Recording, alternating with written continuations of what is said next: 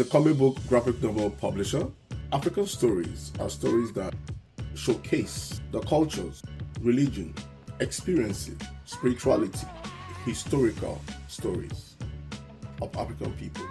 Now, I hear some people saying that we're brainwashed to be thinking telling an African story is telling a historical story. So that means we are brainwashing people to tell our own history. That sounds like a Western propaganda. How can that be said when the Europeans have made over trillions of dollars through their own history? And for the fact that we as African storytellers at this time and age, we have a duty to tell historical stories. Now, when I say historical, I don't mean they colonized Africa. We have to go backwards to uncover those truths and knowledges that we were deprived of and bring them to light. Now, I've been doing this for over 10 years and I've been studying African history for over 15 years and have seen a lot of things that we as storytellers are going to bring into our stories. Things that have been neglected or put aside by our colonized Africa. When I say we make original African stories, we're not saying we're going to be making African Gundam or African Superman or African Batman or African Power Rangers. No. When we say we're making original story, it means that we are going to look at what our ancestors did and bring them to today and for the future. Now, if you want to tell a scientific futuristic story that is African, are you going to tell it from your colonized mind or from what already exists? If you really want to tell something that original, you have to go back to your ancestors because African history was stopped at a particular time. Our progress of our own institutions. Let's be real here. There's a reason why we said it at PEDA. We wanted to dig deep into the cultures, understand what our ancestors were doing before the interruption came from the West. It is very important. And we'll bring those knowledges to present day for everyone to enjoy. African stories are stories that embody, especially the historical facts of African people. If you want to tell a scientific story, a futuristic story, and you want to make it original, then you have to go back to the past and uncover truths that are not in the mainstream. Because anything else you do is going to be looking like what already exists. We're not here to create our own Gundam or our own Power Rangers.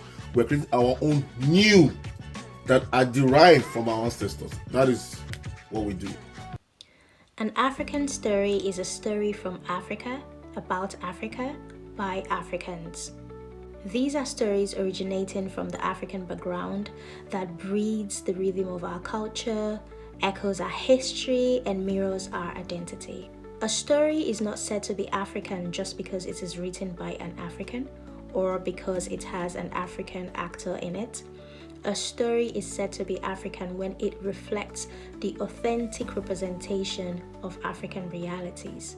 When I think of African stories, especially those from Nigeria, I picture myths and legends whispered through generations, storytelling from the wisdoms of our ancestors, the vibrant colors of festivals, the tense vibration of our shrines and traditional worships. These are African stories. These stories capture the essence of who we are as a people, reflecting our lives, our culture, our truths, our struggles, our testimonies. Take, for instance, stories of communal living, where the village raises the child. That is an African story. Or is it how the Yorubas prostrate for their elders? The reverence we hold for our elders. The black tax culture, where a well-to-do family member automatically is responsible for the rest of the family. That is an African story. Think about stories of slavery, of survivor, of Afro-Juju music, of waist dance, Egwu that awakens our body and soul. When I think about African stories, I think about legends like Madame Koi Koi, the lady who likes to walk around school premises, especially campuses and boarding houses on high heels. Koi, koi, koi. These are stories we know. We grew up with these stories. Or is it the story of Nwamboy, where the Igbo apprenticeship system teaches young men to build their future by bringing them into the house on the arms of the Oga, and after 7 years get compensation. These are African stories. There's the Nchaka festival of Oberland, celebrating the new yam harvest. and the Sharo festival of the Fulani, where a man's strength is tested by his endurance to flogging. What an African story. Even the hustle and bustle of Christmas, with Nigerians in the diaspora always wanting to return home to celebrate. It is an African story, the one filled with love, joy, reunion, and identity.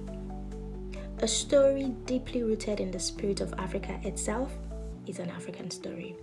It is a reflection of us, our past, our present, and the future we dream of. And when these stories are told right, it doesn't just entertain, it resonates with us because we understand it, we grew up with it, it is what we know. It reminds us of who we are and why we should always tell these stories more and by ourselves. As an African writer and actor, I can tell you for free that African stories are the next big thing.